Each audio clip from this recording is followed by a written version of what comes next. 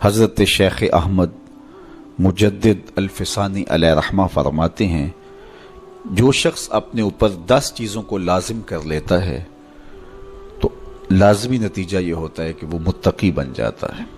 وہ 10 چیزیں کون سی ہیں؟ ماہ صیام کے ان حسین لمحوں میں ہمیں وہ 10 اوصاف اپنے اندر پیدا کرنے چاہیے تاکہ ہم متقی بن جائیں، اور متقی اللہ کے محبوب بندے ہیں۔ تقوی اختیار کرنے والے اللہ جل شانہ کی رحمتوں کے خاص مستحق ہیں۔ جنہیں تقوی کا نور نصیب ہوتا ہے وہ اللہ کی رحمتوں کے سائے میں آ جاتے ہیں۔ اگر ان پر مصائب، آلام، مشکلیں آتی ہیں تو ان کے تقوی کی وجہ سے اللہ انہیں راستے عطا کر دیتا ہے۔ وَمَن يَتَّقِ اللَّهَ يَجْعَل لَّهُ مَخْرَجًا وَيَرْزُقْهُ مِنْ حَيْثُ لَا يَحْتَسِبُ۔ اللہ اکبر۔ ارشاد فرمایا کہ جو اللہ سے ڈرتا ہے، تقوی اختیار کرتا ہے، اس کے لیے ہم مصیبت سے نکلنے کے راستے پیدا کر دیتے ہیں، اور اللہ جل شانہ اس کے لیے وہاں سے رزق عطا کرتا ہے جہاں سے اسے گمان بھی نہیں ہوتا ہے۔ تو یہ تقوی کا نتیجہ ہے جو اہل تقوی کو نصیب ہوتا ہے۔ تو حضرت شیخ نے 10 وہ امور بتائے جو اپنے اوپر لازم کر لینے سے تقوی نصیب ہوتا ہے۔ سب سے پہلی بات آپ فرماتے ہیں زبان کو غیبت سے بچائے۔ اتقاء کے حصول کے لیے زبان کو پاک کرنا ضروری ہے۔ انسان کے زیادہ تر گناہ اس کی زبان کی وجہ سے ہیں، اور غیبت یہ بدترین عمل ہے، اور اس کو بدکاری سے بھی برا قرار دیا گیا ہے۔ الغیبت اشد من الزنا۔ تو اپنی زبان کو غیبت سے بچائے۔ دوسری بات ارشاد فرمائی کہ بدظنی سے بچے، کسی سے خواہ مخواہ بدگمان ہو جانا اور اپنے دل کو کسی کے لیے میلا کر لینا اور اس کی بدگمانی دل میں پالنا، تو یہ تقوی کے منافی ہے۔ تو کسی کی بدگمانی سے، بدظنی سے اپنے دل کو بچائے، زبان کو غیبت سے بچائے، دل کو بدگمانی سے بچائے، اور مسخرہ پن سے بچے۔ بات بات پہ ٹھٹھے مار کے ہنسنا اور اس طرح کی زندگی بسر کرنا۔ اور آج کل تو جب بھی دوست احباب اکٹھے بیٹھتے ہیں تو سنجیدہ اور متین باتیں کم ہوتی ہیں، زیادہ وقت لطیفوں میں ہی کٹ جاتا ہے۔ انسان کو خوش مزاج ہونا چاہیے، اس کی طبع میں شگفتگی ہونی چاہیے، لیکن شگفتگی، خوش مزاجی اور مسخرہ پن میں فرق ہے، اس کو سمجھنا چاہیے۔ سنجیدہ اور متین زندگی یہ مومن کی زینت ہے، انسانیت کا حسن ہے۔ اس لیے تقوی کے حصول میں مانع ہے مسخرہ پن۔ اگر کوئی شخص متقی بننا چاہتا ہے تو اس کو سنجیدہ اور متین بننا ہوگا۔ طبیعت کی خوش مزاجی یہ معنی نہیں ہے، لیکن مسخرہ پن اور چیز ہے، اس سے روک دیا گیا۔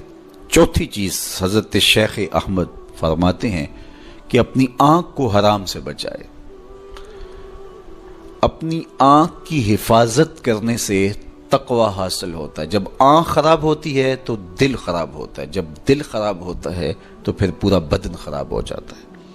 اس لیے وہ دروازہ جو کھلا ہے اور اس سے بدی شر اندر اتر رہی ہے، اور پھر اس سے آپ کا سارا نظم ہستی برباد ہو رہا ہے، تو اس دروازے کو بند کریں۔ تو اپنی آنکھ کو حرام سے بند کریں۔ پانچویں چیز ارشاد فرمائی، ہمیشہ سچ بولے۔ جھوٹا شخص کبھی متقی نہیں ہو سکتا۔ اتقاء کے حصول کے لیے اپنے آپ کو سچ کا خوگر بنانا ہوگا۔ سچ کے بغیر کبھی نہ بولیں۔ جھوٹ بولنے والے کی زبان سے شر پھیلتا ہے، اور جب کوئی شخص جھوٹ بولتا ہے تو حدیث پاک میں آتا ہے اس سے بدبو نکلتی ہے، جس کو عام لوگ تو نہیں سونگھ پاتے، لیکن اللہ کے فرشتے 1 میل دور پیچھے ہٹ جاتے ہیں۔ تو مومن سچا ہوتا ہے، مومن جھوٹا نہیں ہوتا، اور تقوی کے حصول کے لیے سچ شرط ہے۔ چھٹی چیز ارشاد فرمائی، ہر حال میں اللہ کا احسان مانے۔ جب کوئی بھی انسان پر بہتری آئے تو اس وقت یہ کہے کہ یہ میرے رب کا احسان ہے کہ مجھے یہ حاصل ہوا ہے۔ بہت سارے لوگ اپنی محنت کا نتیجہ قرار دیتے ہیں کہ یہ میں نے کیا تو اس کے نتیجے میں یہ ملا۔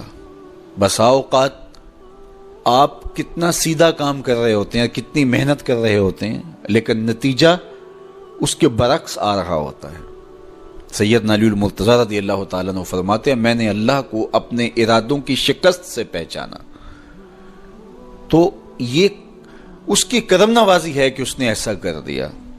صحت میرا کمال نہیں، یہ اللہ کی عطا ہے۔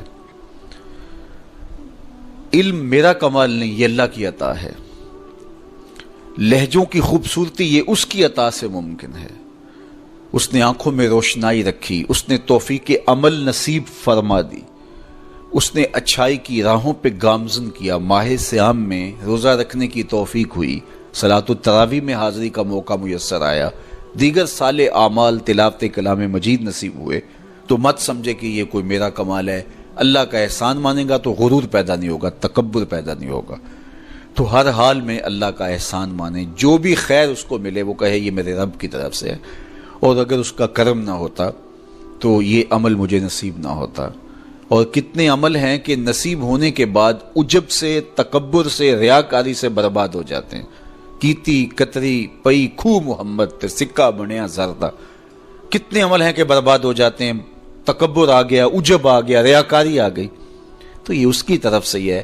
تو جب یہ کہے گا تو عجب، تکبر، غرور کچھ پیدا نہیں ہوگا، تو پھر عمل قبول ہوگا اور انسان تقوی کی منزل تک پہنچے گا۔ ساتویں چیز، اپنا مال راہ حق میں خرچ کرے، ناحق راستے پر ایک درہم بھی خرچ نہ کرے۔ کمایا ہوا مال راہ حق میں خرچ کرنے سے اتقاء کی دولت نصیب ہوتی ہے۔ اللہ قیامت کے دن بندے کے قدم اپنے حضور سے ہٹنے نہیں دے گا جب تک اس سے 3 سوال نہیں کر لے گا۔ ان میں سے ایک سوال یہ ہوگا کہ مال کمایا کہاں سے، مال خرچ کہاں کیا۔ جس طرح مال حلال کمانا ضروری ہے، مال کو جائز جگہوں پہ خرچ کرنا بھی ضروری ہے، حق کے راستے پہ خرچ کرنا بھی ضروری ہے۔ اس لیے یہ اپنی طبع کے اندر لازم کر لے کہ کبھی بھی اس کا مال کسی ناجائز اور فضول کام میں خرچ نہ ہو، راہ حق میں اس کا مال لگے۔ 8ویں چیز، نفس کے لیے کبھی بڑائی بلندی نہ چاہے، اس سے طبیعت میں سرکشی آئے گی اور تقوی کے راستے میں یہ عمل مانے ہے۔ اور نمازوں کی حفاظت کرے۔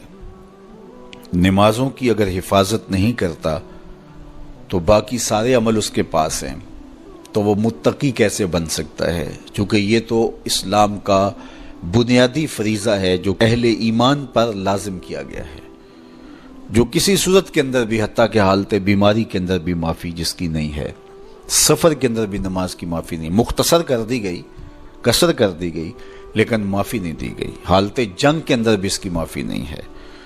تو نمازوں کی محافظت کرے۔ اور 10ویں چیز، حضرت شیخ فرماتے ہیں عقیدوں کی صحت کا خیال رکھے، اپنے عقیدے، اپنے نظریات خوبصورت رکھے۔